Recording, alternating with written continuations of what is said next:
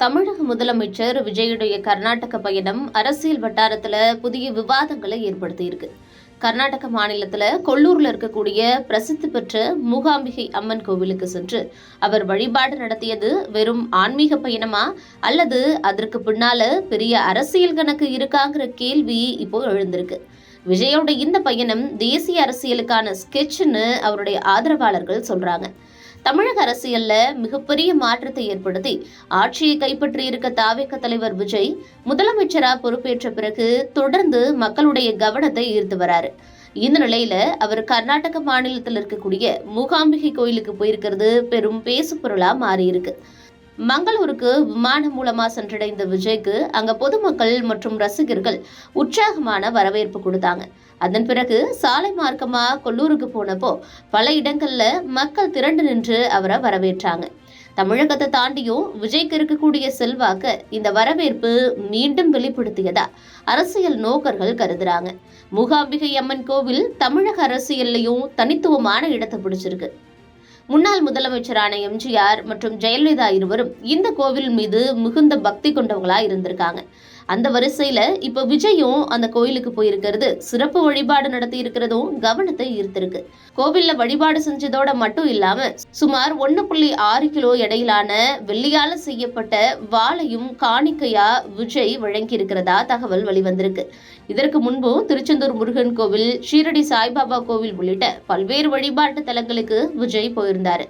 இது அவருடைய தனிப்பட்ட ஆன்மீக நம்பிக்கையுடைய வெளிப்பாடா பார்க்கப்பட்டாலும் அதே நேரத்துல அரசியல் ரீதியாகவும் இந்த பயணம் முக்கியத்துவம் வாய்ந்ததா பார்க்கப்படுது.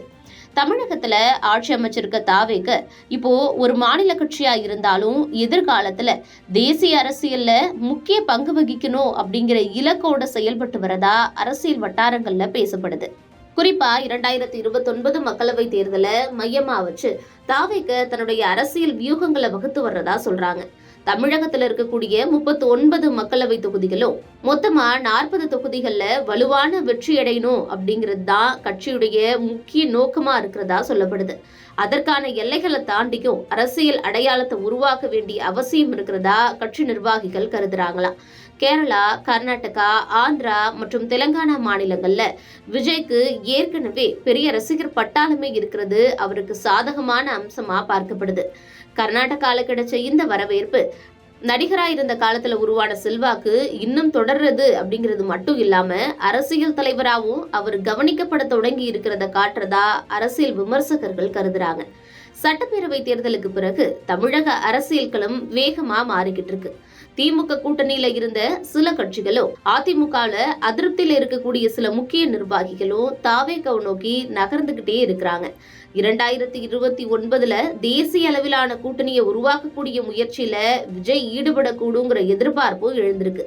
இதனால மூகாம்பிகை கோவில் பயணம்ங்கிறது வெறும் ஆன்மீக நிகழ்வா மட்டும் இல்லாம தேசிய அரசியலுக்கான பயணத்துடைய தொடக்கத்துக்கான சிக்னலா இருக்கிறதாவும் அவருடைய ஆதரவாளர்கள் கருதுறாங்க. ஏன்னா விஜய் அவர்கள் முதலமைச்சரா பதவியேற்று அவர் போன முதல் ஆன்மீக பயணம் இந்த மூகாம்பிகை கோயில் தான். மூகாம்பிகை கோயிலை பொறுத்த வரைக்கும் எதிரிகளே இல்லாம எதிரிகளை அழிக்கக்கூடிய வல்லமை பெற்ற கோயில்னு சொல்லப்படுது. அங்க நடத்தக்கூடிய சண்டி ஹோமம் அப்படிங்கிறது நினைத்ததை நிறைவேற்றத்திற்காகவும் எதிரிகள் அற்ற தெளிவான ஒரு பாதையை கொடுக்கறதுக்கான சக்தி வாய்ந்த அம்மன்னு சொல்றாங்க.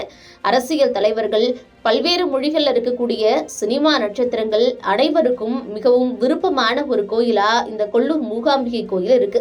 தமிழக அரசியலுடைய முதலமைச்சரா பதவியேற்ற விஜய் ஆட்சியை பிடிச்சதற்கு பிறகாக முதல்ல போயிருக்கக்கூடிய ஆன்மீக கோயிலா மூகாம்பிகை கோயில் மாறி இருக்கிறதுனால இது மிகவும் முக்கியத்துவம் வாய்ந்த ஒன்றா பார்க்கப்படுது. ஏன்னா தமிழ்நாட்டினுடைய முன்னாள் முதலமைச்சராக இருந்த ஜெயலலிதா அவர்களும் தன்னுடைய அரசியல் வாழ்க்கையில மிகவும் நெருக்கடியான இக்கட்டான சூழல்கள் இருந்தப்போ அந்த கொல்லூர் மூகாம்பிகை கோயிலுக்கு போய் வழிபட்டதற்கு பிறகாக அது எல்லாமே தெளிவானதா சொல்லப்படுது. விஜய் அவர்கள் தேசிய அரசியல்ல கோலோச்ச நினைக்கிற இதே சூழல்ல தாவேகாவை நோக்கி பல்வேறு கட்சிகளை சார்ந்த முக்கியமான நிர்வாகிகள் படையெடுக்கிறதையும் பார்க்க முடியுது.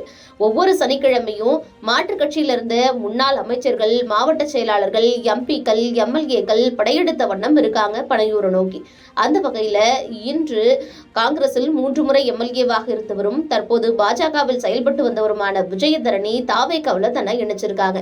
அதே மாதிரி அதிமுகவுடைய முன்னாள் அமைச்சர் பச்சைமால் மற்றும் முன்னாள் எம்பி பாலகங்கா உள்ளிட்டோரும் தாவேகாவில் இணைஞ்சிருக்காங்க. அது இல்லாம அமமுகவை சேர்ந்த முக்கியமான நிர்வாகிகள் மற்றும் 1000த்திற்கும் மேற்பட்ட தொழிற்சங்க நிர்வாகிகள் தாவேகாவில் இணைஞ்சிருக்காங்க. இப்படி தன்னுடைய கட்சி கட்டமைப்பையும் தொழிற்சங்க நிர்வாகிகள் மூலமா 2029க்குள்ள தன்னை தேசிய அளவுல முன்னிலைப்படுத்துறதுக்கு விஜய் முயற்சி பண்றதாவும் அதற்கான முன்னெடுப்புகள் தான் இதுன்னு அரசியல் வட்டாரத்துல பரபரப்பா பேசப்படுது. Subscribe to One India and never miss an update.